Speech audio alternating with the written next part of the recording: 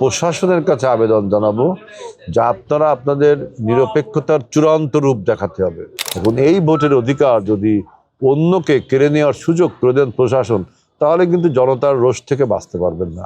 দর্শক, বাংলা নিউজের বিশেষ আয়োজন সকলকে স্বাগতম জানাচ্ছি। এই মুহূর্তে আজকে আমার সঙ্গে উপস্থিত আছেন খুলনা 4 আসনের যিনি সংসদ সদস্য প্রার্থী, বিএনপির পক্ষ থেকে মনোনীত জনাব আজিজুল বারী হেলাল।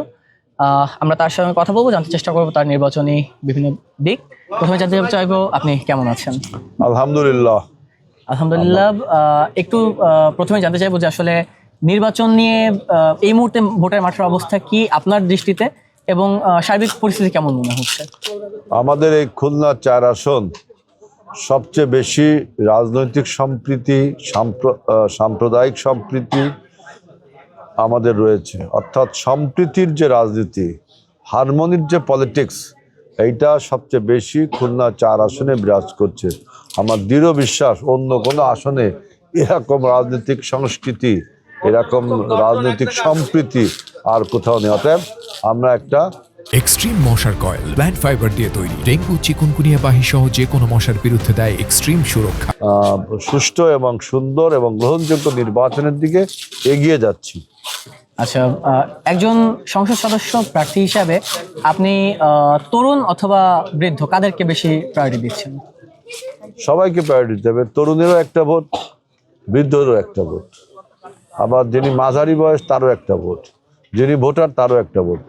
অর্থাৎ প্রাধান্য ভোটের ক্ষেত্রে সবাইকে দিতে হবে, জনগণ হিসেবে সবাইকে দিতে হবে। এখানে স্পেশাল কোনো প্রাধান্য দেওয়া দিতে ঠিক হবে। নারী যে তাকেও প্রাধান্য দেবো, পুরুষ ভোটার মাত্রই আমাকে I have to give privilege। নারীর নিরাপত্তা এবং নারীর ক্ষমতায়ন নাকি আমাদের এই অঞ্চলে আমরা বহুবার বলেছি যে যারা আপনার অ্যান্টি সোশ্যাল এলিমেন্টস, এই অ্যান্টি সোশ্যাল এলিমেন্টসদের আমরা রাজনৈতিক দলগুলোকে বলেছি যে দলে আপনি তাদেরকে আশ্রয় প্রশ্রয় দেবেন না। এই অ্যান্টি সোশ্যাল এলিমেন্টসগুলো দলের আপনার ছায়াতলে, সেটা বিএনপি বলেন, আওয়ামী লীগ বলেন, জামাত বলেন, অন্য অন্য দল বলেন, সবারই ছায়াতলে কারো না কারো আশ্রয় প্রশ্রয় তারা এই অ্যান্টি সোশ্যাল অ্যাক্টিভিটিসগুলো করে। সুতরাং তাদেরকে আমরা আহ্বান জানাচ্ছি যে দলে তাদের অবস্থান দিবেন না, কারণ তাদের কোনো সন্ত্রাসী ছাড়া তাদের অন্য কোনো রাজনৈতিক পরিচয় নেই। এবং এদেরকে যেহেতু চিহ্নিত, মানুষ জানে কারা অ্যান্টি সোশ্যাল, কারা মানুষের সাথে চাঁদাবাজি দখলবাজি করে, এবং প্রশাসনের উচিত হবে তাদেরকে গ্রেফতার করা। প্রশাসন যদি গ্রেফতার না করে তাহলে বুঝতে হবে এই সমস্ত অ্যান্টি সোশ্যালের সাথে প্রশাসনের কোনো সখ্যতা আছে।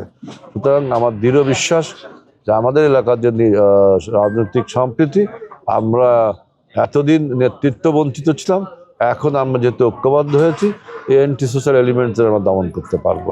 আপনার নির্বাচনী এলাকায় ভোট সংক্রান্ত কোনো ধরনের কোনো নেগেটিভিটি বা কোনো আশঙ্কা করছেন কিনা?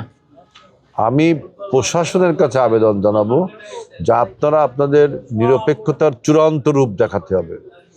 আপনারা যদি কারোর প্রতি বায়াসড হয়ে যান তাহলে কিন্তু জনতার কাঠগড়ায় দাঁড়াতে হবে। সুতরাং আপনারা প্রশাসনের সকল ব্যক্তিকে এবং যারা প্রিজাইডিং অফিসার, পোলিং অফিসার আছেন তাদেরও নিরপেক্ষতা দেখাতে হবে, কারণ অনেক রক্ত, অনেক ত্যাগ, অনেক সংগ্রামের বিনিময়ে আমরা আমাদের ভোটের অধিকার ফিরিয়ে পেয়েছি।